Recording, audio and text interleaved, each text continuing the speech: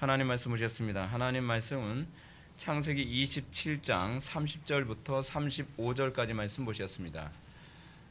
구약성경 제 성경으로는 37페이지 창세기 27장 30절부터 35절까지의 말씀 찾으셨으면 제가 봉독하겠습니다. 이삭이 야곱에게 축복하기를 마침에 야곱이 그의 아버지 이삭 앞에서 나가자 곧 그의 형 에서가 사냥하여 돌아온지라. 그가 별미를 만들어 아버지에게 가지고 가서 이르되 아버지여 일어나서 아들이 사냥한 고기를 잡수시고 마음껏 내게 축복하소서.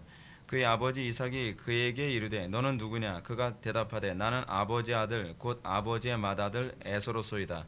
이삭이 심히 크게 떨며 이르되 그러면 사냥한 고기를 내게 가져온 자가 누구냐? 내가 오기 전에 내가 다 먹고 그를 위하여 축복하였은즉 그가 반드시 복을 받을 것이니라. 에서가 그의 아버지의 말을 듣고 소리내 울며 아버지에게 이르되 내 아버지여 내게 축복하소서. 내게도 그리하소서. 이삭이 이르되 내 아우가 와서 속여 내 복을 빼앗았도다. 아멘. 이 시간은 창세기 135번째 강의가 되겠습니다. 어처구니 없는 사기극이라는 제목으로 하나님 말씀 증거하도록 하겠습니다. 어처구니 없는 사기극. 기독교 신앙은 전제주의입니다. 하나님의 말씀은 진리라는 것을 전제로 사고합니다. 신자와 불신자가 성경을 접할 때에 성경에 대한 인식의 차이가 무엇이냐 하면 전제입니다. 우리는 성경이 오류가 없는 하나님의 말씀, 진리의 말씀이라는 관점에서 성경을 바라본다고 한다면 안 믿는 사람들은 성경이 진리라는 그런 전제를 갖지 않고 성경을 읽습니다. 그러다 보니까 성경을 읽다가 그냥 일반적인 평이한 진리의 말씀을 얘기할 때는 별 문제가 되지가 않는데 성경의 어떤 부분, 어떻게 보면 오늘 우리가 본 이 말씀 본문과 관련된 좀 어처구니 없어 보이는 좀 말도 안 되는 거와 같은 그런 부분들 또는 기적과 이적에 관한 이런 요소들을 보게 되었을 때에 성경에 오류가 없는 하나님의 말씀이라는 것을 믿지 않은 사람들은 그건 신화다, 그냥 지어낸 얘기다 또는 구전된 얘기다 이런 식으로 얘기하려고 하는 생각하는 그런 경향성이 상당히 짙어집니다. 그러니까 여러분 신앙이라고 하는 것이 언제 주로 항상 그 실체가 드러나게 되냐면 세상과 충돌이 일어났을 때 또는 내 이성과 충돌이 일어났을 때 내 감정과 충돌이 일어났을 때 이 충돌이 일어났을 때 그때 신앙이냐 아니냐가 그때 비로소 이제 드러나게 되는 것이죠. 그렇기 때문에 이제 성경을 읽다 보면 성경이 좀 이치가 그러니까 우리가 상식적으로 생각했을 때 좀 이치에 맞지 않는다라고 했을 때 우리는 간혹가다 이런 얘기합니다. 굉장히 현실성 떨어진다. 어떻게 그렇게 말도 안 되는 걸 믿으라고 하느냐. 이런 얘기가 자꾸 나오게 되죠. 특히 이제 안 믿는 사람들이 가장 많이 걸고 넘어지는 얘기가 뭡니까? 홍해 바다를 건넜다든지 그렇지 않으면 보리떡 5개와 물고기 2마리로 5,000명을 먹였다든지 이런 말도 안 되는 얘기가 어디 있냐. 그러다 보니까 사람들이 이 사본학에서는 이런 얘기까지 합니다. 여러분 그 정경화 작업을 하고 이제 사본학자들이 이제 성경을 해석할 때 가장 먼저 이 기록된 성경 그러니까 사복음서 중에서 마태, 마가, 누가, 요한 중에 가장 그 먼저 기록된 성경을 어떤 것으로 볼 것 같습니까? 마가복음으로 봅니다. 마가복음이 가장 첫 번째로 기록됐다고 봐요. 마가복음이 가장 첫 번째로 기록됐다고 보는 이유가 뭐냐면 이유가 그냥 너무 간단해요. 이유가 뭐냐면 짧기 때문이에요. 이게 좀 말이 안 되죠. 그 사람들은 그렇게 생각을 해요. 짧기 때문에 짧으면 그만큼 뭐가 좀 적게 들어가죠? 성경 말씀이 덜 들어가죠. 성경 말씀이 덜 들어간다면 그 안에 자동적으로 뭐가 적게 들어가냐면 기적과 이적을 좀 적게 적었죠. 그러니까 이제 우리가 여러분들 생각하는 것처럼 이 자유주의 신학자들이 굉장히 이성적인 것이 아닙니다. 짧기 때문에 이게 첫 번째 원본이고 그리고 이 마가복음을 기초로 해서 마태나 누가복음을 기초로 해서 마태나 마가가 베꼈다고 보는 거예요. 베꼈는데 거기다가 뭔가 신화적인 요소를 좀 더 집어넣어서 내용이 분량이 많아졌다고 보는 겁니다. 이게 이제 자유주의 신학자들이 성경을 보는 관점이에요. 굉장히 웃기죠. 그러니까 성경이 정확무한 하나님의 말씀이라고 믿지 않기 때문에 같이 성경을 보더라도 고작 본다는 게 그 정도 수준밖에 되지가 않습니다. 자, 우리가 특히 이제 구약에 특히 이제 창세기나 출애굽기나 레위기, 민수기, 신명기 같은 이런 부분을 보게 됐을 때에 좀 말도 안 되는 것과 같은 부분들이 상당히 많이 있습니다. 그럴 때 우리는 어떻게 보기가 쉽습니까? 아, 이건 말도 안 돼 라고 이게 치부하거나, 그렇지 않으면 덮어놓고 믿는 경향이 있죠. 근데 우리는 둘 다를 부정을 합니다. 덮어놓고 믿는다고 해서 신앙이 아니고요, 그리고 까놓고 믿는다고 해서 신앙은 아닙니다. 신앙이라고 하는 것은 이 부분이 하나님의 말씀이라고 한다면, 진리라고 한다면 왜 진리인가에 대해서 고민할 수 있어야만 합니다. 우리가 성경을 읽을 때요, 간혹가다 이럴 수 있습니다. 성경을 접하면서 여기는 왜 말이 안 되지? 상식적으로 말이 안 되지? 라고 해서 우리의 관점을 가지고 성경을 볼 때 납득이 안 되면 이렇게 생각하셔야 옳습니다. 우리의 관점이 뭔가 잘못될 수 있다라고 하는 것으로 우리는 다시 그 부분을 조명해보는 그 태도를 견지하는 것이, 그것이 신자다운 태도라고 할 수 있습니다. 성경은요, 우리에게 왜라고 질문을 던지는 것을 결코 불쾌하게 생각하지 않습니다. 성경을 읽다가 납득이 안 되는 부분이 있으면, 아니 어떻게 이런 얘기가 있을 수 있지? 왜 이렇게 하셨지? 이 질문에 대해서 믿어라고 우리에게 강요하지 않습니다. 성경 우리에게 왜 그러냐고 질문을 던지면 그거에 대해서 항상 대답할 준비가 되어 있는 것이 성경입니다. 그러니까 제가 항상 여러분한테 그런 말씀드리죠. 좋은 그 사람, 그러니까 똑똑한 사람은 어떤 사람이라고요? 질문을 잘하는 사람이에요. 그러니까 무슨 얘기냐면 이런 얘기를 간혹가다 합니다. 어떤 사람들이, 이번에도 이제 제가 신대원 그 강의를 하는데 신대원 선생님이 이런 얘기를 해요. 주석을 보다 보면요, 간혹가다 꼭 필요한 얘기는 안 하더라고요. 그래서 제가 이렇게 얘기했어요. 그거는 필요한 질문을 안 하기 때문이야. 무슨 말인지 여러분 아시죠? 그러니까 저는요, 제가 이제 그런 얘기해요. 난 반대로 내가 주석을 보면 내가 궁금해한 얘기는 다 하던데. 그러니까 궁금해할 질문을 해야 돼요. 올바른 질문에 대해서는 성경은 항상 올바른 대답을 해주고 있는데, 쓸데없는 질문, 그러니까 이 성경에서 대답해야 될 아무 하등한 이유가 없는 부분에 대해서 질문했을 경우에는 성경은 대답을 안 해줘요. 그러니까 예를 들어서 여러분 카빈의 기독교 강의에서 그런 유명한 일화가 있지 않습니까? 어떤 사람이 하나님께서는 천지를 창조하시기 전에 무엇을 하셨나요? 하니까 어떤 노인이 막대기를 깎다가 그 청년의 머리를 똑 두들기면서 너 같은 놈 지옥 가게 만들려고 지옥 만들고 계셨지? 라고 그런 얘기를 하죠. 그거 왜 그러죠? 그러니까 질문을 잘해야 된다는 거예요. 신앙이라고 하는 건 질문을 잘해야 되는 거예요. 질문을 바르게, 그러니까 맞는 질문이 있고 대답만 맞는 대답이 있는 것이 아니라 질문도 맞는 질문이 있습니다. 올바른 질문이 있죠. 성경에서는 올바른 질문에 대해서는 항상 대답해줄 준비가 되어 있습니다. 그리고 질문해야 될 부분에 대해서 질문하지 않는 것에 대해 성경은 불쾌하게 생각을 합니다. 왜냐하면 성경은 우리가 의문을 가질 만한, 당연히 상식적으로 봤을 때 의문을 가질 만한 부분을 성경이 기록했을 때는 그 의문을 가질 만한 부분을 통해서 말하고자 하는 의도가 있는 겁니다. 그러니까 모세가 기록할 때도 그렇고 누가 기록했든 성경을 기록했을 때 여러분 그 사람들 바보 아닙니다. 모세가 이거 기록했을 때 저 사람들이 이상하게 생각하지 않을까라는 생각 틀림없이 하겠죠. 그럼에도 불구하고 그런 부분을 기록할 때는 여기서 말하고자 하는 어떤 의도가 있기 때문에 좀 상식적이지 않아 보이는 부분을 기록하고 있는 것입니다. 그 대표적인 예가 오늘 본문 얘기입니다. 오늘 본문을 보면 지난 시간에 이어서 이삭이 야곱과 그의 아내 리브가의 사기극에 의해서 이 장자의 복을 누가 가로채게 되죠? 야곱이 가로채게 되는 사기극을 우리가 살펴보았잖아요.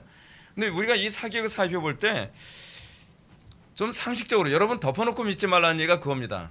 그냥 성경에 그렇게 얘기했으니까, 그러니까 여기 팔 만져보면서 너는 에서구나, 그러니까 내가 너한테 복 줄게. 여러분 그렇게 생각하지 말란 말이에요. 말이 안 돼요. 사실은요. 여러분들이 그 본문을 보게 되면 둘 중에 하나로 생각하는 것이 옳습니다. 첫 번째 뭐냐면, 그러니까 믿음이 없는 사람들은 이렇게 보게 되죠. 이 이야기가 아주 어설프게 각색된 거짓 얘기. 참 유치하다. 참 어설프다. 어떻게 이렇게 내용을 실어도 이렇게 어설프게 거짓말을 실었을까? 이렇게 보는 것이 상식적이에요. 상식적인 거예요. 또 다른 그 추론이 있죠. 그것은 뭐냐면, 이 이야기는 말도 안 되는 일이라고 보일 만큼 어떤 심각한 문제가 개입하고 있음에 틀림이 없다는 거예요. 우리는 둘 중에 하나로 보는 것이 상식적입니다. 정상적입니다. 한번 좀 생각해 보세요.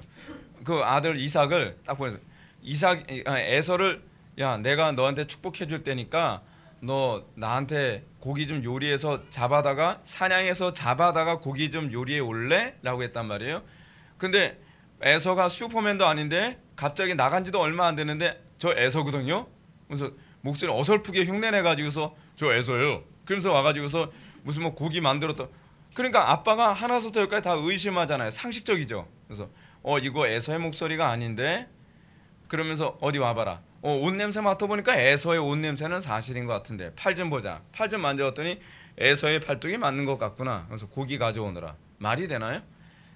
여러분 이게 말이 되지가 않습니다.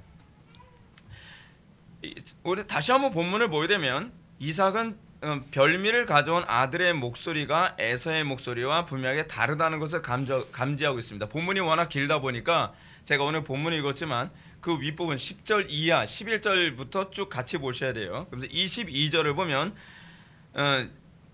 이삭이 야곱에 대해서 이렇게 의심하는 장면이 나옵니다. 야곱이 그 아비 이삭에게 가까이 가니 이삭이 만지며 가로되 음성은 야곱의 음성이나 손은 에서의 손이로다.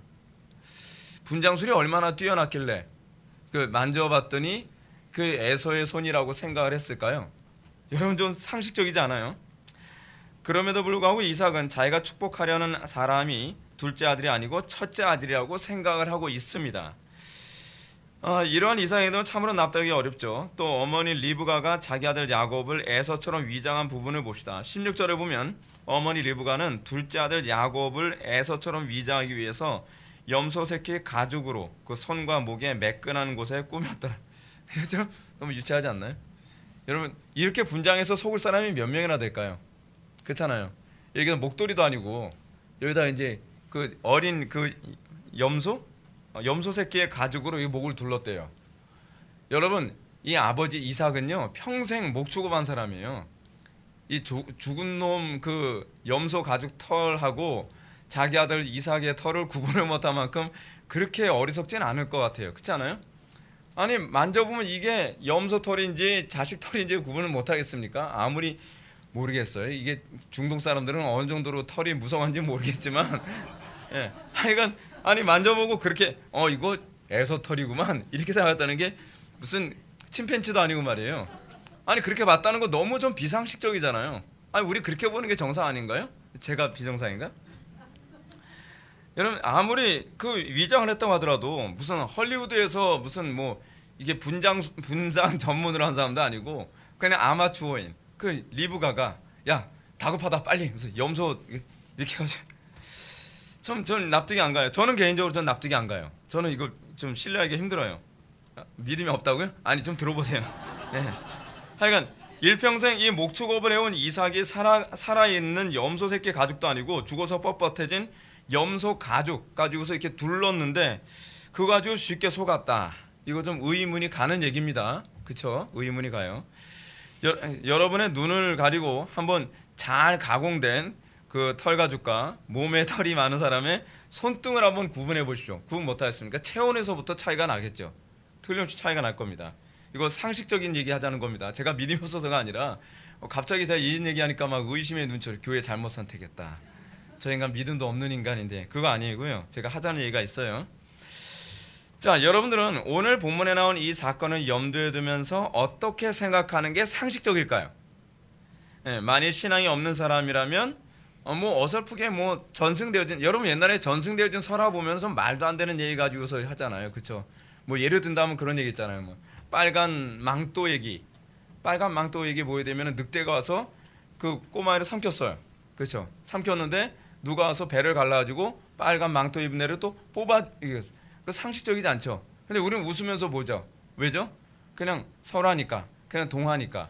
근데 여러분 성경은 동화가 아니에요. 성경은 실제 사실이에요. 가장 객관적으로 서술한 역사란 말이에요. 근데 무슨 빨간 망토 무슨 그런 얘기도 아니고 그 새끼 염소털 가지고서 덮었다고 아버지 이삭이 속아 넘어갔다? 신앙이 없는 사람이라면 이건 진짜 어설프게 지어낸 설화 정도로 볼 수밖에 없는 얘기입니다. 그러나 우리는 믿음의 눈으로, 여기서 믿음의 눈이란 성경이 정황무한 하나님의 말씀이고 진리를 기록하고 있다는 전제를 가지고 보는 거예요. 믿음이란 전제를 두고 보는 걸 믿음이라고 얘기하는 겁니다. 전제가 없다면 믿음이 아니란 얘기예요. 그래서 제가 아까도 말씀드린 게 덮어놓고 믿는 게 믿음이 아니에요. 전제를 가지고 봤을 때만 믿음이지 무조건 믿습니다 하면 그걸 믿음이라고 생각해서는 절대로 안 됩니다. 그래서 코넬리우스 반틸이 얘기하는 것처럼 우리는 전제주의예요. 기독교 신앙은 전제주의입니다. 전제를 가지고 성경이 정확무한 하나님의 말씀이라는 걸 그 믿는 믿음으로 이 본문을 보는 거예요. 덮어놓고 보는 거하고는 다른 입장이죠. 자, 그렇기 때문에 우리는 이 사건을 실제 역사 속에 일어난 사건이라 봅니다. 그리고 저도 그렇게 봅니다. 만약 우리가 이 자유주의자들 같은 또는 믿음이 없는 사람들의 입장을 취하게 된다면 이 사건은 더 이상 생각해 볼 여지가 없는 얘기죠. 왜냐하면 이 사건은 실제 있었던 일이 아닌 그냥 동화니까. 그러니까 칼 바르트가 생각하는 것처럼 칼 바르트는 여러분 성경을 볼 때 어떻게 보는지 아십니까? 성경이 실제 역사적 사건이냐 아니냐는 중요하지 않다. 중요한 건 내가 성경을 읽다가 마음의 교훈이 되면 그 하나님의 말씀이 될 뿐이다 라고 생각을 하는 거예요. 그래서 칼 바르트는 성경의 역사성을 믿질 않아요. 그가 믿는 건 성경의 역사성이 아니라 성경이 그냥 실존주의적으로 내 마음의 교훈이 되고 은혜만 되면 그만이라는 거예요. 그게 오늘날 상당수의 교인들의 모습에서 나타나는 부분이죠. 사람들이 믿음이 없어도 오늘 낮 예배 때도 큐티를 제가 말씀드렸는데 믿음이 없어도 그 본문이 내가 원하는 얘기를 해주면 그냥 은혜가 된다고 얘기하는 거예요. 근데 그건 신앙이 아니에요. 우리는 분명한 전제를 가지고 있어요. 우리는 이 본문이 역사에서 실제로 일어난 객관적인 사실이라는 것을 우리는 믿는 믿음으로 본문을 봅니다. 조금도 오류가 없이 기록된 사건이라고 보는 거죠. 그렇다면 이 말도 안 되는 것과 같은 이 사건을 우리가 그러면 어떻게 믿어야 되느냐가 아니라 어떻게 이해해야 되느냐에 관해 대해서 우리는 질문을 던질 필요성이 있습니다. 자, 이 본문에 나오게 된 사건을 이해하기 위해서 우리는 무엇보다 이 인간의 욕심이 가져온 어떤 심리적 특징이 무엇인가를 먼저 살펴보게 되면 이해가 쉬워집니다. 물론 다음 시간에는 이 사건을 하나님의 작정과 주권이라는 관점에서 보겠지만 우리가 오늘 본문의 문맥적 흐름에 의해서 본문을 살펴보는 작업을 거치고자 합니다. 이 본문은 의도적으로 제가 두 번의 작업을 걸쳐서 볼 거예요. 그러니까 관점을 다르게 해서 오늘은 이런 심리적 관점을 그 다음번에는 하나님의 주권과 어떤 신학적 관점으로 다음 시간에 다시 한번 살펴보게 될 겁니다. 자, 우리 본문은 문맥적 흐름에서 보게 되면 오늘 본문에 나오는 이삭에 대해서 우리는 한 가지 중요한 특징을 우리가 지난 시간에 살펴본 적이 있었죠. 뭐죠? 이삭이 어떤 상태예요? 지금 현재 상태가 굉장히 욕심밖에 없는, 남아있는 게 욕심밖에 없는. 그래서 제가 여러분들한테 이런 말씀 드렸죠. 성령으로 거듭났다 할지라도 마음을 제대로 지키지 않을 경우에는 자연인들과 거의 구분이 안 될 정도로 이렇게 치명적이고 심각한 상태로 될 수 있다는 것을 여러분들이 기억해야 된다는 거죠. 비참한 상태예요. 지금 이삭은 뭘밖에 생각을 하지 않습니까? 별미밖에 생각을 하지 않아요. 별미밖에. 이삭이 에서처럼 지나치게 감각적이고 충동적인 사람이 되었다는 사실입니다. 그는 육체에 속한 사람이 된 겁니다. 이 말은 이삭이 이전 젊었을 때와는 다르게 자신의 욕구를 채우는 것 이외에는 관심이 없게 됐다는 거예요. 여러분, 우리는 어떤 사람을 개돼지 같다 그럽니까? 영혼의 문제도 생각하지 않고 미래도 생각하지 않고 현실의 즐거움, 현실의 편안함, 현실의 안락함, 현실의 즐거움 이 정도만 채워준다면 더 이상 미래를 생각하지 않는 거예요. 여러분, 항상 미래를 내다보고 항상 살아가는 사람들의 특징이 뭐냐면 항상 현실을 희생할 준비를 하고 있습니다. 남들보다 더 부지런하게 살고요. 남들보다 더 희생하며 살고 남들보다 더 억척스럽게 살아가야만 합니다. 우리 기독교인에 대한 어떤 중요한 정체성이 뭐죠? 항상 영혼을 준비하며 살아간다는 것 아닙니까? 영혼을 준비하면서 살아가기 때문에 현재 이 땅의 삶에서 많은 걸 희생하며 살죠. 이 땅에서 우리가 자기를 부인하면서 살죠. 그렇죠? 남들처럼 누리면서 살 것도 누리지 않고 편안하게 살 것도 우리가 살지 않으면서 영혼을 준비하기 위해 끊임없이 이 땅에서 자기 부인을 해가면서 살아가는 것이 이것이 그리스도인 아닙니까? 저는 참된 그리스도인이라고 한다면 항상 이런 태도를 삶 속에서 견지하고 있어야 된다고 생각을 합니다. 상당수의 기독교인들이 요즘 어떻죠? 세상에 즐길 것 다 즐기고 누릴 것 다 누리고 안 믿는 사람들처럼 살아가면서 천국 가서도 잘 먹고 잘 살겠다? 그러니까 안 믿는 사람들이 기독교인들 보고 손가락질 하는 거예요. 이거는 성경이 가르치는 사고방식이 아니거든요. 근데 이삭이 지금 거의 그런 상태가 돼버린 거죠. 이삭이 어때요? 그냥 육신적인 것, 그러니까 그냥 동물처럼 돼버린 거예요. 동물화 돼버린 거예요. 그러면 이삭에 나타난 것처럼, 에서에게서 나타난 것처럼 이삭은 자기의 욕심에 눈이 멀었습니다. 그러니까 욕심에 눈이 멀었다라는 것을 잘 기억하십시오. 자기 욕심을 채우는 것 이외에는 예민하지 않습니다. 여러분, 욕심 많은 사람들의 특징이 뭐죠? 자기의 욕심을 채우는 것에만 예민하죠. 그렇죠? 그리고 자기의 욕심과 관계없는 부분에 대해서는 둔감합니다. 그러니까 그만큼 생각을 많이 하지 않아요. 여러분, 그거 경험해본 그 사람들을 잘 관찰해 보십시오. 어떤 사람이 예수를 안 믿는 사람한테 복음을 전했습니다. 그래서 교회에 나오게 됐어요. 근데 이 사람이 사회생활할 때 굉장히 억척스럽고 지독하고 굉장히 열정적이고 두뇌 회전도 빠른 사람인데, 은혜를 받지 않으면요, 하나님의 영광에서는 그 열심이 안 나와요. 하나님의 영광에서는 그렇게 머리를 쓰질 않아요. 항상 눈치 없이 행동을 하고 그래요. 그럼 우린, 아니 저 똑똑한 사람이 아니 왜 저렇게 우둔하고 저렇게 바보같이 행동을 할까? 이유가 있죠. 왜냐하면 자기 욕심에 충족이 되지 않으니까, 자기 욕심에 관심이 없으니까 두뇌를 안 쓰는 거예요. 우둔해서가 아니에요. 여러분, 제가 언젠가도 그런 말씀 드렸죠. 그 전응아 아이들 있잖아요. 전응아 아이들도 자기 욕심에 대해서는 굉장히 예민합니다. 그리고 두뇌 회전 굉장히 빨리 돌아갑니다. 예를 들어서 뭔가 얻으려고 할 때 일단 바닥에 들어 누워요. 그렇게 얻는다는 걸 알아요. 여러분, 애기들 키워보십시오. 애들에게 여러분 무슨 철학을 기대할 수 없죠. 애들한테 무슨 세계관을 기대할 수 없죠. 근데 애기들은요, 자기의 육신의 욕구를 위해서 머리가 얼마나 잘 돌아가는지 아십니까? 자네 키워보신 분들 알죠? 야단을 딱 치면 배우지도 않았는데 눈에 모르는 척해요. 못 들은 척해요. 한 대 때려주고 싶을 정도로. 근데 그걸 어떻게 하는지 그렇게 머리를 써요. 그리고 내가 때를 쓰면 부모가 들어줄 거라는 건 몇 번의 경험을 통해서 행동으로 옮겨요. 내가 이럴 때 울면은 부모님은 틀림없이 나한테 손발을 든다. 그게 몇 번 계산에 딱 맞아 떨어지면 애가 일단 들어 눕고 봐요. 그러면서 여러분 그런 얘기 많이 하잖아요. 부모들이 애들 못 따라간다 그러잖아요. 애들 머리를. 왜 그런지 아세요? 자기 동물적인 욕구 때문에 그래요.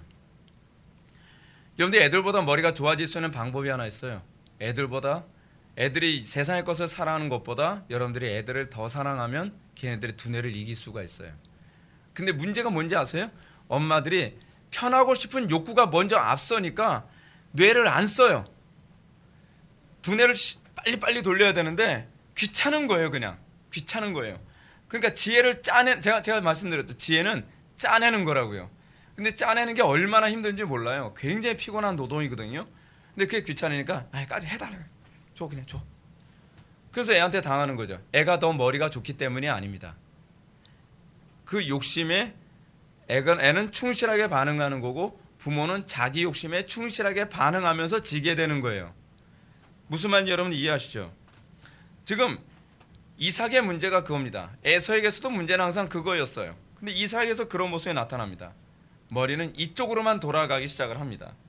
오늘 본문에서 우리가 유난히 관심을 가져야 될 것은 이삭의 관심이 오로지 별미에만 있었다는 사실입니다.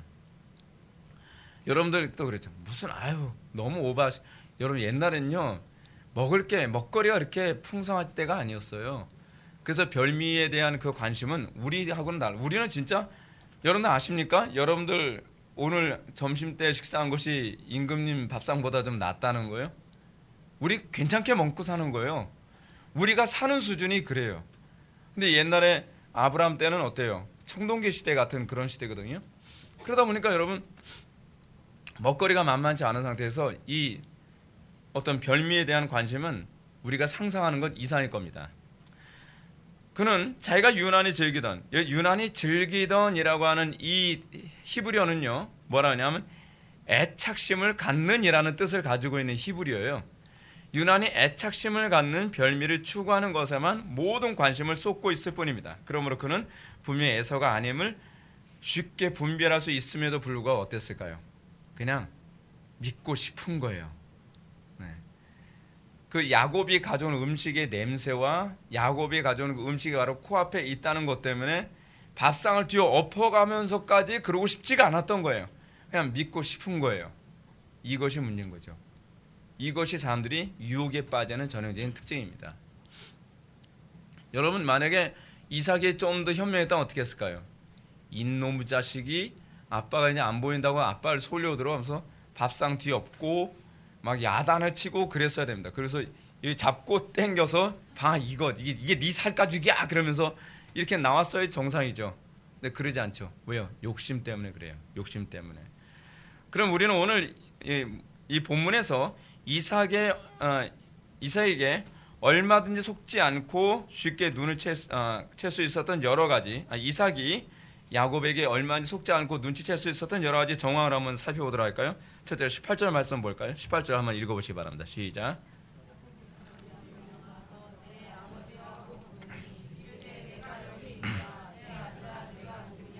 그래서 이삭은 야곱이 자기 형 에서처럼 목소리 흉내내고 있지만 분명히 이상한 느낌을 받았다는 것을 쉽게 알 수 있습니다. 그는 결코 에서라고 확신할 수 없는 목소리를 듣고 있는 거예요. 제가 아무리 목소리를 흉내낸다고 하더라도 우리 형님 목소리를 똑같이 흉내낼 수 없는 것처럼, 그리고 일평생 두 아들의 목소리를 들으면서 살았기 때문에 전혀 분별하는 데 어려움이 없었을 겁니다. 자, 더군다나 방금 에서와 대화를 나눈 이삭이 에서의 목소리와 에서의 목소리가 아는 것을 분별하지 못했다고 생각하는 건 이건 상식적이지 않죠. 그렇죠? 두 번째로 이삭이 야곱에게 속지 않을 수 있었던 실마리가 20절에 나오는데요. 이삭은 아무래도 그 목소리가 에서의 목소리가 아니었기 때문에 자동적으로 이런 얘기를 하죠. 내 아들아, 내가 어떻게 이같이 속히 잡았느냐라고 얘기합니다.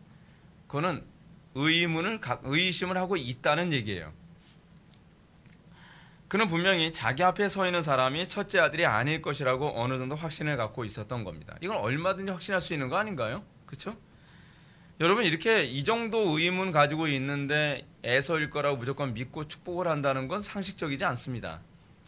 그러므로 이런 아버지 이삭의 질문에 너무나도 겁을 먹은 야곱은 감히 여호와 하나님의 이름을 도용하면서까지 거짓말을 해요.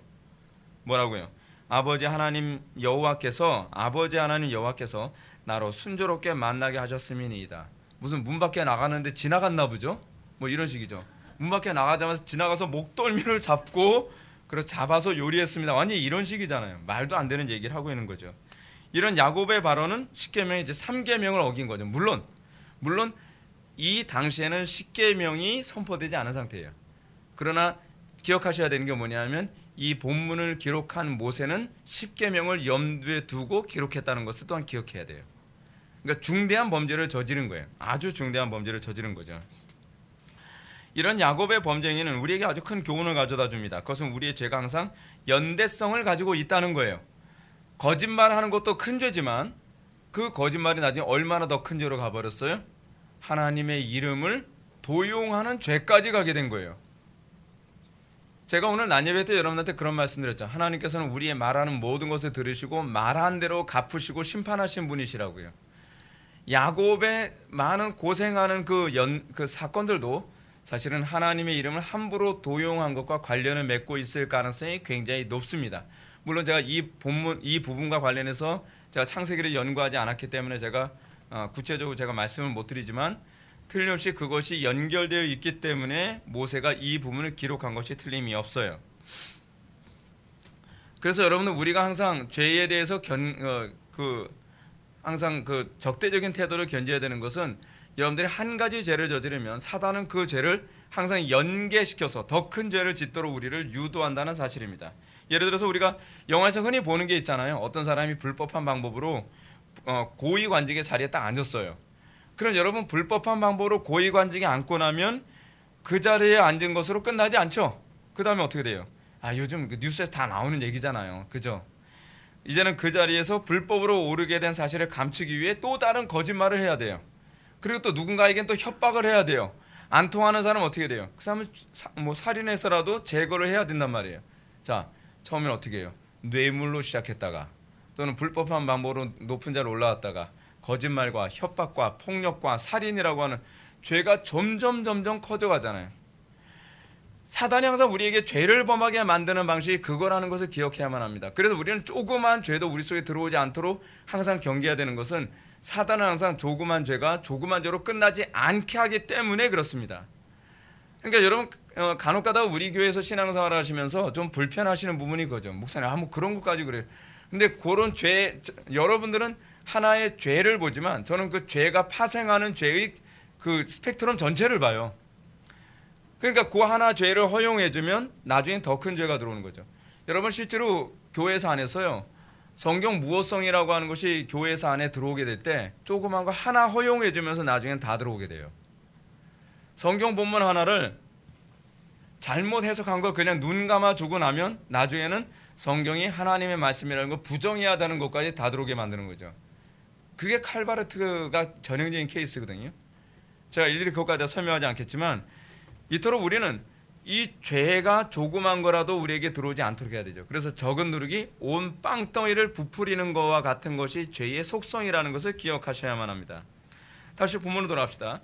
이제 이삭의 아들에 대한 의심은 그 수위가 높아집니다. 이삭은 이제 야곱에게 말합니다. 내 아들아 가까이 오라. 내가 과연 내 아들 에서인지 아닌지 내가 너를 만져보려 하노라. 이삭은 이제 자기 앞에 있는 아들이 참으로 에서인지 아닌지 이제 만져보려고 합니다. 그러면서 뭐예요? 코로 냄새를 맡아보기도 하고 그리고 에서의 향취로다. 그리고 또 뭐라 그래요?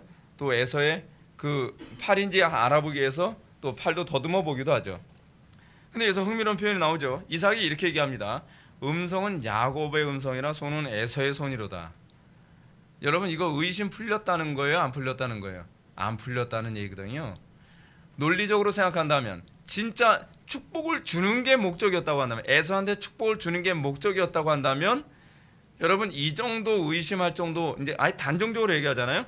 음성은 야곱의 음성이나 라고 얘기한다면 여러분 무작정 축복을 주겠습니까? 지금요 이삭이 에서에게 짐승을 잡아오면 축복을 주겠다고 하는 건 축복이 목적이 아니라 뭐가 목적이라는 거예요? 별미가 목적이었다는 것을 여기서 더 잘 보여주고 있는 부분입니다. 이삭은 분명히 자기 귀에 들리는 음성이 에서가 아닌 야곱의 음성이라는 걸 알았습니다. 그럼에도 불구하고 야곱의 손을 만져라고 하는 말의 원문은 더듬어라는 얘기거든요. 그러니까 꼼꼼히 살펴봤다는 얘기죠. 그러니까 만졌다는 것과 더듬었다는 건 별개 얘기잖아요. 자세하게 알아보려 애를 썼다는 거잖아요.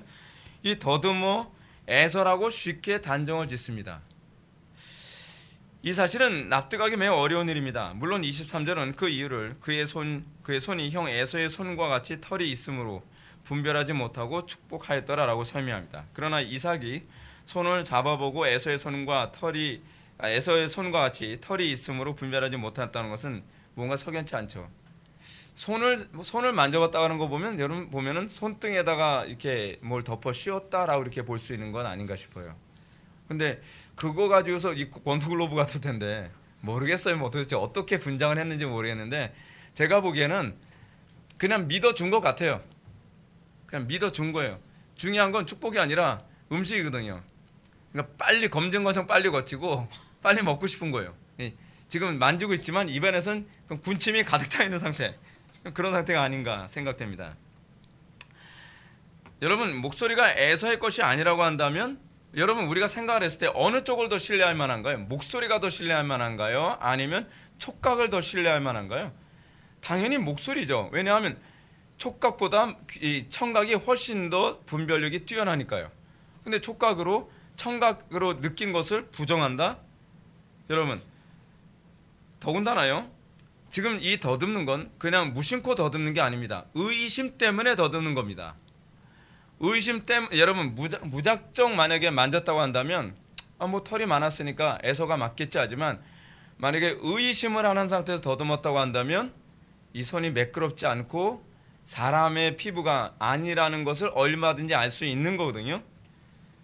진위를 판단하기 위해서 만진 거니까. 그렇다면 야곱의 거짓은 더욱더 민감하게 발견할 수 있었을 겁니다. 그럼에도 불구하고 야곱을 에서라고 쉽게 판단하는 건 뭔가 석연치 않습니다. 무슨 지금 추리소설 지금 얘기하는 것 같은데 이거 지금 굉장히 중요한 부분이죠. 굉장히 중요한 얘기입니다. 여기는 뭔가 있다는 얘기예요. 뭔가 있다는 거예요. 그렇다면 무엇이 이삭으로 하여금 올바른 분별하지 못했을까? 제가 말씀드렸던 것 그대로죠. 별미에 대한 애착심 때문밖에 다른 것이 없습니다. 애착심. 이삭은 자신이 즐기던 별미를 빨리 먹고 싶었습니다. 그래서 그는 마음속으로 자기 앞에 있는 아들이 야곱이라는 것을 거의 확신하고 있었지만 그 거짓말을 그냥 믿고 싶은 거예요. 자신이 집착하는 별미 때문에 무의식적으로 신중성을 포기하기도 하는 겁니다. 골치 아프게 자기 앞에 있는 아들이 뭐 큰 아들이냐 작은 아들이냐, 그럼 이제 이런 거죠. 목소리가 틀림없이 야곱인데 이거 내가 축복을 해줘야 되나 말아야 되나. 그럴 때 어떤 생각이 이기는 거예요? 그래도 손톱 만져보니까, 그리고 옷 냄새 보니까 에서의 냄새잖아, 그냥 믿자, 이쪽으로 가자, 이렇게 돼버리는 거죠. 사실은 이 의심이 더 강한 상태임에도 불구하고요, 자기가 믿고 싶은 대로 믿는 겁니다. 여러분, 우리한테 문제가 그거라는 거 여러분 알고 있습니까? 신앙은 믿고 싶은 대로 믿는 게 아닙니다. 믿어야 하는 방향대로 믿는 겁니다. 여러분, 우리는 자꾸 낙관적으로 생각하기 좋아하지 않나요? 불신자가 결혼하지 말라, 불신자가 결혼하면 이렇다, 나는 예외일 거라고 생각합니다. 나는 그렇진 않겠지. 우리는 자꾸 그렇게 믿고 싶어집니다. 그렇죠? 나에게는 그런 불행한 인생이 오지 않을 거야. 불신자하고 결혼했다고 해서 나한테 그러진 않겠지. 남들은 그랬다고 하더라도 그래도 소수의 사람들은 또 괜찮은 사람들이 있다 그러잖아. 우리는 자꾸 그쪽으로 믿고 싶어 합니다. 주변의 사람들이 아무리 많아도 소용이 없습니다. 왜냐하면 내가 믿고 싶은 건 그것이 아니니까. 문제는 여기 있습니다. 여러분들이 항상 설교를 들을 때도 그런 거예요. 여러분들이 믿고 싶은 대로 설교를 듣는 것이 문제라는 거예요. 근데 여러분, 그게 여러분한테 유익이 되지 않습니다. 성경은요, 항상 우리에게 뭘 요구하는 것이냐면 100% 믿는 것이지 걸러가면서 믿는 것이 신앙이라고 가르치지 않습니다. 근데 우리는 어때요? 내가 듣기에 편안한 건 아멘이고 내가 받아들이기 불편하면 노멘이에요. 여기에는 은혜가 임하질 않아요. 이것이 전형적인 욕심을 가지고 있는 신자들의 모습입니다. 믿음이 있는 것 같은데 경건의 능력이 안 나타나요.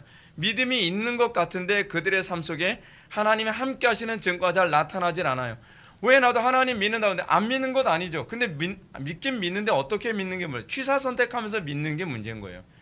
내가 유리한 쪽으로 믿고 내가 편리한 쪽으로 믿고 또 설교를 들으면서 내가 편리한 쪽으로 해석을 하려고 하는 것이 우리의 모습 아닌가요?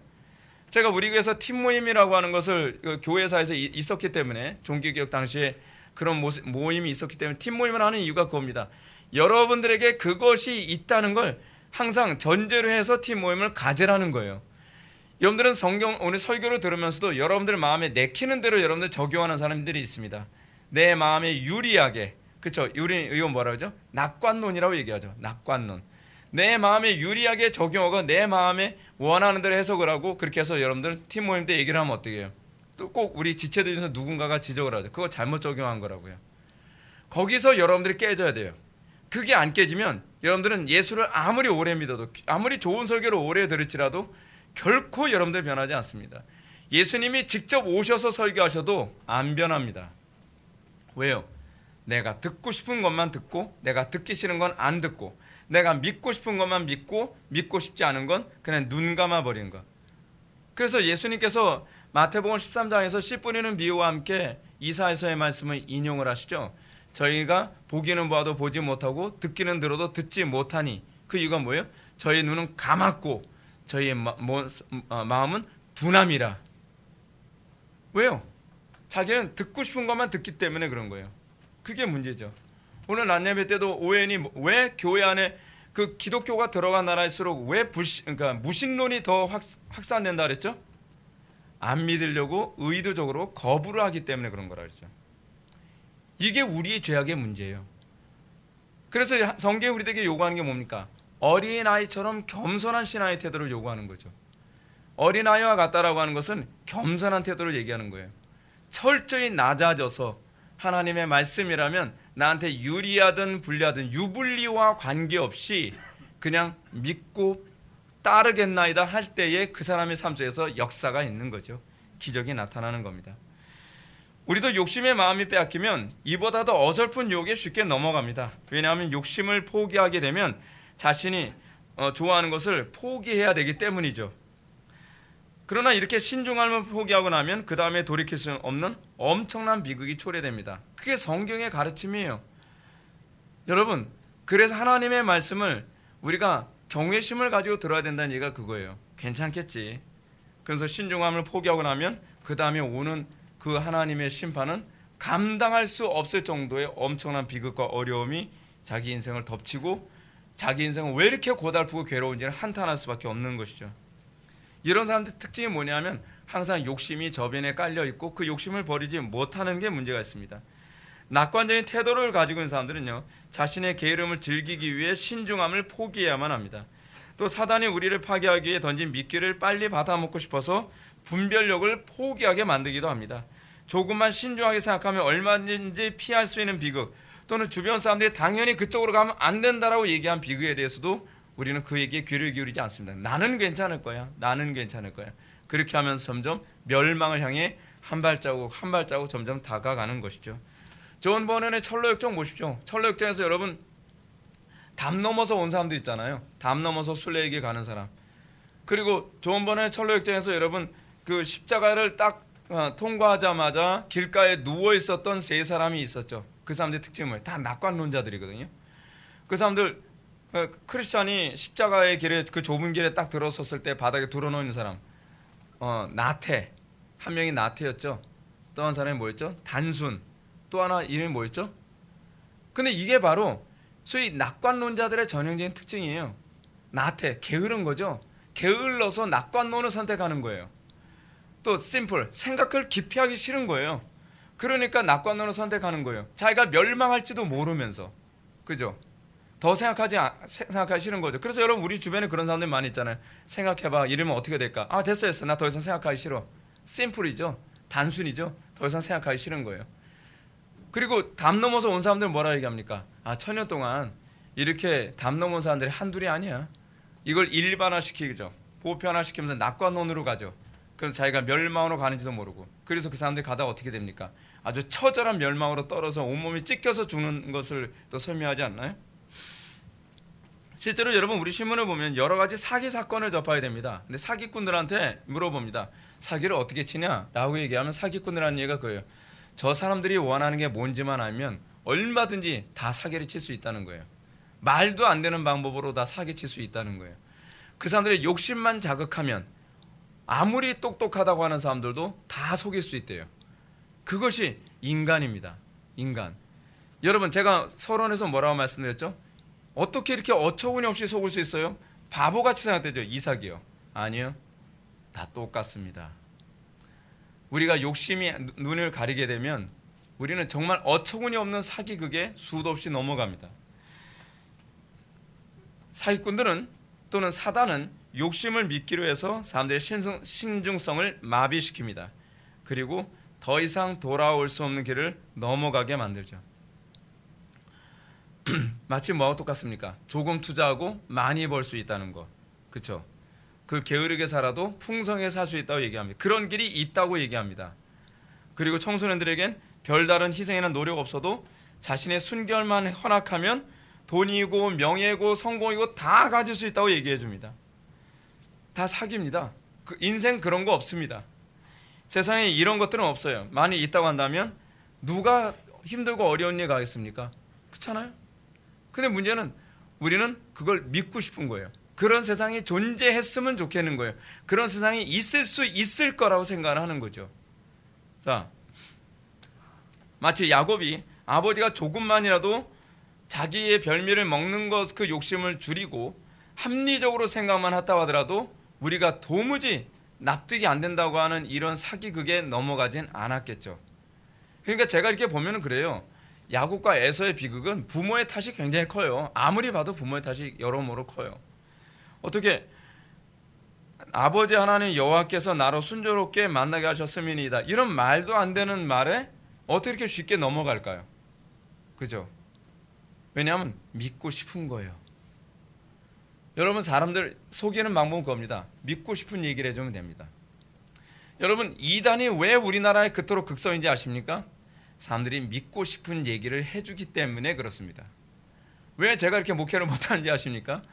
믿고 싶은 얘기를 해주는 게 아니라 믿어야 할 얘기를 하고 있기 때문에 그렇습니다. 성경이 얘기하는 건, 그리고 구약시대에서부터 하나님의 종들이 항상 하는 것이 뭐냐면 회중들이 믿고 싶은 얘기를 해주는 것이 아니라 회중들이 믿어야 할 얘기를 해주고 있기 때문에 갈등을 하게 되는 것입니다. 기독교 신앙에서 그래서 항상 신준성은 신자됨의 아주 중요한 요소로 작용을 합니다. 여러분, 이런 이삭과 야곱의 문제를 우리가 묵상하면서 좀 더 확대 적용해 볼 필요성이 있죠. 거짓 영과 참된 영을 분별하는 기준입니다.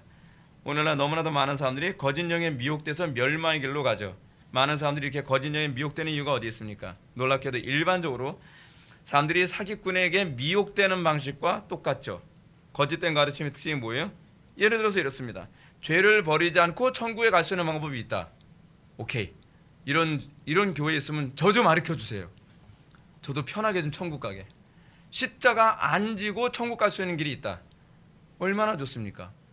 그리스도의 은혜가 아니라 내 공로로 천국 갈 길이 있다. 얼마나 좋습니까? 왜요? 내 공로로 간다면 내가 자기 의로 살아가는 게, 우리는 그 재미로 살아가거든요. 남 정죄하는 재미. 그렇잖아요? 그리고 단지 영적 기도만 하면 천국 가는 길이 있다. 이거 기가 막힌 발명품 아닙니까? 대박이에요, 대박. 돈도 안 들어요. 그렇죠? 손잡고 영적 기도 따라만 하면 천국 간대요. 근데 다 믿어요. 이야, 여러분, 안 믿는 사람들은 납득이 안 간대요. 근데 믿는 우리는 납득이 된대요. 그 이삭 같죠? 이삭 같은 사람들이 이래서 그래요. 왜냐하면 우리는 굳이 십자가를 지고 자기를 부인하고 그렇게 고통스럽고 힘들게 어렵게 그렇게 예수 믿고 싶지 않은 거예요. 우리 전도할 때 어떻게 얘기하나? 술 담배 안 끊어도 돼요. 괜찮아요. 뭐 옛날 사람 청산 안 해도 괜찮아요. 그냥 영접함. 성경 말씀 구절 가지고 믿고 싶은 성경 구절 가지고서만 얘기하는 거죠. 성경 구절에 보면 영접하는 자, 곧 그 이름을 믿는 자들에게 하나님의 자녀가 되는 권세를 주셨다는 거예요. 영접이라는 단어 잘못 이해하고 있는 거거든요. 자기가 믿고 싶은 대로 영접이라는 단어를 그냥 악용하고 있는 거예요. 그럼 뭐 안 믿는 사람이야 기독교가 그러니까 그런가 보다 해서 그냥 구원받았다 생각하는 거죠. 그러면 당신 구원받았습니다, 뭐 축하합니다, 박수를 쳐줘요. 그러면 구원받았나 보다 생각을 하는 거예요. 근데 문제는 그게 면죄부거든요. 여러분, 왜 면죄부가 많은 사람들한테 천주교 안에서 그때 환호를 받았죠? 죄 안 버리고서도 거룩하게 안 살아도 면죄부만 사면 구원을 받는다고 하니 얼마나 좋습니까? 그렇죠? 그러니까 사람들 어떻습니까? 교회 안에서 뭐 한 사람 구원하기 위해서 거짓말해도, 뭐 또는 마술을 해도, 또는 폭력이나 최면술 같은 걸 사용해도 다 허용된다고 생각하는 거죠. 한 영혼을 구원을 위해서 우리는 거짓말해도 괜찮아. 한 영혼의 구원을 위해서 어떻게 해요? 때로는 폭력도 사용할 수 있어. 여러분, 부흥 강사들이 부흥을 위해서 무슨 일 많이 했는지 아십니까? 최면술 많이 사용했거든요. 오늘날 여러분 뜨레스티아스 같은 게 최면술이에요. 최면술을 아예 농축을 해놓은 거거든요. 왜요? 그거라면 교회가 부흥이 된다 그러니까, 성장한다고 하니까. 수단과 방법을 가리지 않는 거. 그게 다 별미예요, 별미. 그 별미에 눈이 다 뒤집어지는 거예요. 여러분 어떻습니까? 여러분들의 눈을 뒤집게 만드는 별미가 뭡니까? 뿐만 아닙니다. 우리 주변에는 예수 믿으면 땅에서도 부귀영화, 천국에서도 부귀영화. 할렐루야? 그럼 아멘. 부귀영화를 이 땅에서 누리지 못하고 사는 사람은 뭐 신앙에 문제가 있는 것 같다, 뭐 이렇게까지 얘기하면서 말이에요. 예수 믿으면 이 땅에서도 육신의 소욕을 만족시키고 죽어서도 육신의 소욕 만족시키고, 그걸 그렇게 가르쳐요. 그리고 부흥 강사들이 또 이렇게 가르치죠. 뭐 돈으로 헌신하면 하나님께서 재물의 복, 또 몸으로 헌신하면 건강의 복, 또 뭐죠? 뭐 하면 또 무슨 복? 뭐 이런 식으로. 그러면서 뭐라고 얘기합니까?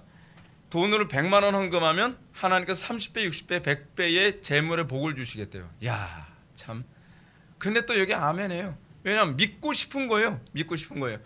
성경에 틀림없이 30배, 60배, 100배라는 말이 있죠. 근데 30배, 60배, 100배는요, 돈 놓고 돈 먹기로 얘기한 게 아니에요. 하나님의 말씀을 믿고 순종한 자에게, 그 하나님의 말씀을 믿음으로 받은 자들에게 좋은 땅, 그 좋은 마음밭을 가진 사람이 30배, 60배, 100배의 결실을 맺는다는 거지. 헌금 뭐 100만 원 하면 30배, 30배면 3천만 원인가요? 3천만 원, 뭐 6천만 원, 1억의 복을 받는다는 그런 얘기가 아니란 말이에요. 그러니까 이런 식으로 설교를 하니까 사람들이 눈이 휘둥그레져 가지고 어떻게까지 헌금을 하죠? 여러분 그런 얘기 들어보셨나요? 그 11조를 미리 하는 11조가 있어요. 들어보셨어요? 미리 11조. 성경에도 없는. 그래서 예를 들어서 내가 1,000만 원의 복을 받고 싶으면 얼만큼 이제 헌금하면 되는 100만 원을 믿음으로 헌금을 하면 다음 때는 하나님께서 1,000만 원에, 여러분들 마음이 흔들리시나요? 네. 그러시면 안 돼요. 그러시면 안 돼요. 그래서 어떤 분이 사업을 하는 사람이 그걸 믿고 믿음으로, 자기 집은 별로 돈도 없는데 믿음으로 100만 원을 딱 헌금하는 거예요. 11조를. 왜냐하면 다음 달에 1000만 원이 들어올 거 믿는다는 거죠. 여러분, 이게 믿음인가요? 사기인가요? 사기죠. 근데 많은 사람들이 그거에 넘어가요. 성경에도 없는 거잖아요. 여러분, 무엇이 믿음이라 그랬죠? 성경을 근거로 하여 따르는 게, 순종하는 게 믿음이라고 했잖아요. 성경에도 없는데 이걸 믿음이라고 얘기하는 거예요. 얼마나 말도 안 됩니까, 여러분? 요즘 교회를 혼란스럽게 하는 여러분, 신천지 하나님의 교회 구원파 보십시오. 여러분, 한결같이 말도 안 되는 것에 사람들이 막 현혹되잖아요. 그렇죠? 신천지 여러분 뭐라고 얘기합니까? 뭐 14만 4천이 구원받. 근데 문제는 14만 4천이 넘었는데도 여전히 그 교회에 있는 사람이 뭐예요? 믿고 싶은 거예요. 자기가 14만 4천 안에 있고 있다고. 문제는 뭐냐면 성경대로 믿는 것이 아니라 내가 믿고 싶은 걸 믿는 것이 그런 결과를 초래하는 거예요. 그래서 뭐라고 얘기해요? 내가 믿음이 있는 걸 입증하려면 어떻게 해요? 사기를 쳐서라도, 폭력을 행해서라도, 또는 어느 교회 가서 거짓말을 해서 교회를 통째로 빼앗는 방법을 해서라도 내가 구원을 받을 수만 있다면 그 짓을 하는 거예요. 왜냐하면 그렇게 하면 구원을 받는다고 하니까. 성경에 그런 말 있나요? 없죠. 믿고 싶은 거예요. 문제가 그거예요. 하나님의 교회는 또 어떤가요? 하나님의 교회, 아버지 하나님이 있으니까 어머니 하나님도 있을 것이다부터 시작해서 말도 안 되는 얘기하는데 사람들이 믿어요. 왜 믿는 거죠? 논리적으로 맞기 때문에 믿는 것이 아니라 내가 믿고 싶은 얘기를 해주기 때문에 믿는 거예요. 여러분, 구원파는 어떻죠? 왜 사람들이, 그 많은 사람들이 구원파에 끌려가죠? 구원파 때문에 그만큼 사회적 폐해가 심하고 가정도 분열, 막 지옥이 되고 있다는데, 뭐 신천지나 하나님의 교회나 구원파나 똑같죠. 그런데 왜 사람들이 구원파를 그토록 많이 따르죠? 자기네들이 믿고 싶은 얘기를 해주니까 그런 거예요. 여러분, 이건 좀 작게 해야 되는데 대순진리예요. 우리 위층이 대순진리잖아요. 근데 여러분, 왜 그 사람들이, 그처럼 믿는 사람들이 점점 늘어나는 거죠? 믿고 싶은 얘기를 해주는 거예요. 대순진리에서 여러분 가르치는 게 뭡니까? 이거 작게 얘기해야 되는데 그쪽에서 얘기하는 게 뭐예요? 여러분, 조상에게 절을 하고 조상을 잘 섬기면 조상이 앞날을 창창하게 열어준다는 거예요. 그래서 뭐 50만 원짜리 밥상, 뭐 100만 원짜리 밥상, 150만 원짜리 밥상, 그런 제사상을 차리고 나면 조상이 복을 줘서 안 되던 일도 노력을 하라 그래요. 노력을. 근데 문제는 자기가 믿고 싶은 얘기를 해주면 사람들은 믿고 움직인다는 거예요. 여러분, 그게 우리가 이삭을 바라보면서 어처구니 없다고요? 이삭을 바라보면서 말도 안 되는 얘기를 성경에 기록했다고요? 아니요. 우리가 이삭처럼 살아가고 있어요. 우리의 삶 속에서 우리가 별미 때문에 대순진리를 믿고 우리 별미 때문에 신천지를 믿기도 하고 하나님의 교회를 믿기도 하고 또 구원파를 믿기도 하고 그런 건 아닙니까? 오늘날 우리나라에 있는 이단들 보십시오. 얼마나 비상식적이고 몰상식한 이단인가요? 근데 사람들이, 아니 어떻게 생각이 있다고 하는 인간들이 저렇게 넘어가지? 생각보다 욕심이 앞서는 사람들이기 때문에 그렇습니다. 여러분, 그러므로 사도 바울이 고린도 교회에 향해서 뭐라고 얘기합니까? 만일 누가 가서 우리가 전파하지 아니한 다른 예수를 전파하거나 혹은 너희가 믿지 아니한 다른 영을 받게 하거나 혹은 너희가 받지 아니한 다른 복음을 받게 할 때는 너희가 잘 용납하는구나. 복음 전할 때는 그토록 안 들어가는데 다른 예수, 다른 영, 다른 복음을 전할 땐 너무 쉽게 영접한다는 거예요. 쉽게 잘 용납한다는 거죠. 바울 사도의 이런 탄식 속에 이제껏 정통 가르침에 대해서 미온적으로 반응하던 태도와 너무 반대적으로 반응하는 모습에 대해서 일탈을 가하는 건 아닙니까? 그럼 어떻게 해서 사람들이 이렇게 말도 안 되는 가르침을 그대로 쉽게 넘어간다는 겁니까? 사도 야고보가 잘 설명해줘. 이렇게 얘기합니다. 각 사람이 시험, 즉 유혹이 되어 있어요. 템프테이션이라고 되어 있어요. 각 사람이 유혹을 받는 것은 자기의 욕심에 끌려 미혹됨이라고 얘기합니다. 그렇습니다. 욕심 때문이에요. 욕심 때문에 그냥 눈을 감는 거예요. 안 보고 싶은 거예요. 그게 진실이 아니길 바라는 거예요. 그들의 문제는 자기 욕심에 끌려 미혹된 것이 문제입니다. 이 말은 미혹자의 미혹이 탁월하기 때문이 아니에요. 여러분, 의외로요, 이 대순진리회 같은 사람들, 그렇잖아요. 신천지 뭐 이런 사람들 모이게 되면 말을 잘해서 미혹되는 게 아니라는 거 여러분 아십니까? 어설픈 것 같은데 그 사람한테 넘어가는 경우가 되게 많이 있어요. 그거는 말을 잘해서나 미혹을 잘해서가 아니라 뭐예요? 욕심 때문에 사람들이 미혹된다는 걸 잘 보여주는 거죠.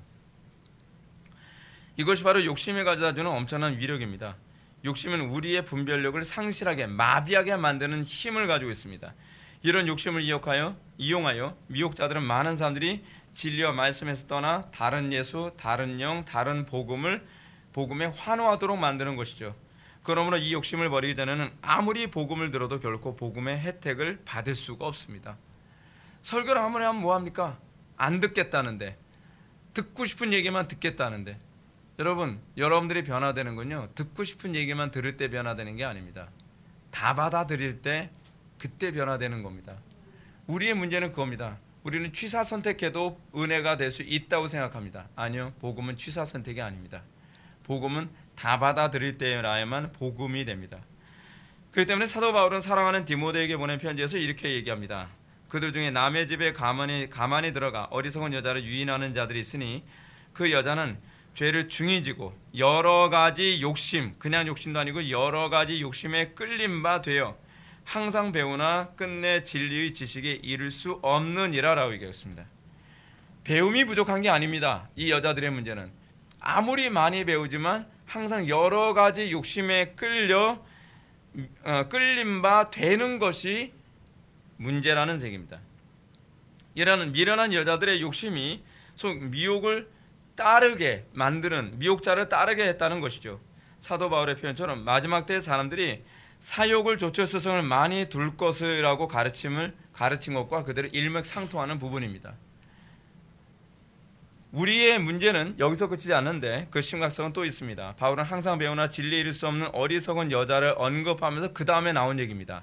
얀네와 얌브레가 모세를 대적한 것 같이 그들도 진리를 대적하니 이 사람들은 그 마음이 부패한 자요 믿음에 관하여는 버림을 받은 자들이라 라고 얘기합니다.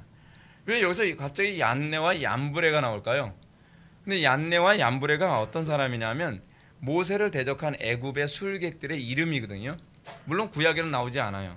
근데 바울은 왜 이것을 언급을 했나? 요나단 탈굽이나 외경 또는 기독교 초기 문서 등에 얀네와 얌브레의 이름이 자주 언급이 됐어요.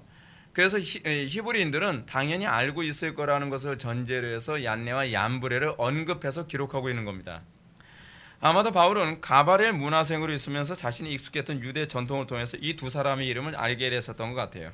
그런데 중요한 것은 이 두 사람이 항상 배우나 진리에 이르지 못했던 여자들과 이게 서로 이렇게 비교의 대상으로 나왔다는 것은 흥미롭습니다. 왜 그럴까요? 그건 이유가 있어요. 모세가 지팡이를 던져서 뱀을 만들고 모세가 이 지팡이로 그 강을 피로 물들게 만들고 그런 기사와 이적을 많이 했지만 얀네와 얌브레는 어떻게 했죠? 오히려 모세를 대적했죠. 모세를 대적하면서 자기도 그 기사와 이적으로 그것을 똑같이 흉내내려고 했죠. 기사 이적 아무리 봐도 안 믿는 거죠. 왜요? 욕심에 미혹됐기 때문에 그렇습니다. 그래서 얀네와 얌브레가 모세를 대적한 것 같이 그들도 진리를 대적하니 이 사람들은 그 마음이 부패한 자요 믿음에 관하여서는 버리운 자라고 얘기하는 겁니다. 그렇죠.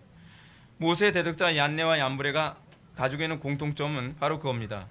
얀네와 얌브레가 모세를 통해서 하나님의 전능하신 이적과 기적을 아무리 보아도 믿음을 갖기보다는 오히려 진리를 대적하는 일에 앞장섰다는 겁니다. 욕심이 그렇습니다. 욕심을 가지고 있는 사람들은 아무리 진리의 말씀을 얘기하면 얘기할수록 오히려 더 하나님을 대적하는 쪽으로 간다는 거죠. 그러면 무엇이 얀네 얌브레를 그렇게 하도록 만들었다고 말하는 겁니까? 그 원인을 바울은 욕심이라고 얘기하고 있어요. 그렇습니다. 우리가 욕심을 버리기 전에는 결코 진리의 가치를 알 수 없습니다. 예수님이 오셔서 말씀을 전해도 욕심을 버리지 않으면 받아들일 수가 없습니다. 도리어 진리를 배운 만큼 더 적극적으로 하나님을 대적하기도 하죠. 문제가 그거예요. 교회 안에서 그런 사람들이 많습니다. 교리에 대해서 정통한 사람이 하나님을 더 지독하게 대적하는 사람들이 얼마나 많은지 모릅니다. 오늘 본문에서 이삭은 욕심 때문에 하나님의 진리를 대적하는 모습을 보았습니다. 장자의 복을 에서가 아닌 야곱에게 줘야 했음에도 불구하고 억지로 하나님의 명령을 거스려 에서에게 주려 했습니다. 몰라서 그런 거 아니에요. 아는데 그런 거예요. 왜요? 욕심 때문에 얀네와 얌브레처럼 오히려 하나님을 대적하는 일을 했던 것입니다. 그의 욕심은 또 다른 문제를 야기하게 만들었죠. 그것은 둘째 아들 야곱이 자기를 속이고 있지만 그 어설픈 사기 극에도 일부러 눈을 감아버린 거예요. 왜요? 결국 나는 저 별미를 먹으면 그만이니까. 사랑하는 성도 여러분, 우리가 사는 이 시대는 정말로 거짓 영의 미혹과 미혹의 홍수 속에 우리가 살고 있습니다. 여러분, 미혹에 빠지지 않은 방법은 욕심을 포기하는 것밖에 없습니다. 하나님의 말씀 앞에 우리의 정과 악을 십자가에 못 박는 것. 성경이 우리에게 야고보가 탐심은 우상 숭배라고 얘기한 건 탐심, 이 욕심이 얼마나 우리 영혼에 치명적인 위협을 주는지를 잘 설명해 준 겁니다. 욕심을 버리지 않는다면 아무리 많은 교리적 지식을 가지고 있다 해도 그 눈이 어두워질 수밖에 없습니다. 욕심을 버리지 않는 한 교리 지식이 여러분들을 결코 보호해 주지 않습니다. 중요한 건 우리가 하나님 앞에서 겸손함과 그리고 항상 자기를 부인하는 십자가를 우리가 항상 즐거워해야만 합니다. 나레아스로 온 세상은 전혀 배도가 극에 달하고 있습니다. 배도가 극에 달하고 있는 이 시대에 많은 목회자들도 이상한 길로 자꾸 가고 있습니다. 왠지 아세요? 그것이 별미처럼 여겨지기 때문에 그렇습니다. 저 별미를 얻을 수만 있다면 조금 타협해도 괜찮지. 저 별미를 얻을 수만 있다면 칼바르트를 좀 받아들여도 괜찮지. 저 별미를 얻을 수 있다면 트레스디아스까지 거 하나 다 받아들여도 괜찮겠지. 저 별미를 얻을 수만 있다면 뭐 경배 찬양 받아들여도 되겠지. 그것이 아무리 큰 문제라고 하더라도 크게 문제를 보지 않고 사소하게 취급하면 낙관적으로 죄악을 하나씩 받아들이면서 교회는 점령당하게 되는 것입니다. 사랑하는 성도 여러분, 우리의 마음은 어떻습니까? 우리는 욕심을 따라 살아갑니까? 아니면 하나님의 말씀 앞에 우리가 정말 두렵고 떨림으로 항상 그 말씀을 철저히 붙잡는 태도를 견지합니까? 이삭이 어리석다고 생각합니까? 그보다 더 어리석은 사람들이 오늘날 한국교회 안에 넘치고 넘칩니다. 우리가 이삭의 모습을 보면서, 그리고 모세가 얼마나 우리가 욕심에 눈이 가려지면 이 정도로 어리석고 한심하고 말도 안 되는 결정을 할 수 있는지를 보여준 것처럼 우리가 이삭에게서 교훈을 얻어야만 할 것입니다. 기도하시겠습니다. 사랑이 많으신 하나님, 우리가 오늘 이 시간 이삭을 통하여서 욕심에 눈이 멀면 어느 정도로 사람이 어리석어질 수 있는지를 다시 한번 살펴보았습니다. 이삭이란 사람이 이전에는 명석했고 또 판단력도 뛰어났으며 훌륭한 믿음의 선조였지만 그가 욕심의 눈이 가려지자 그 누구보다 어리석고 미련한 사람이 됐음을 보게 되었습니다. 우리도 이와 같지 않게 하여 주옵소서. 하나님 앞에 겸손하게 하여 주시고 항상 욕심을 버리고 거룩한 길을 걸어갈 수 있게 하여 주옵소서. 예수님의 거룩하신 이름으로 기도드립나이다. 아멘.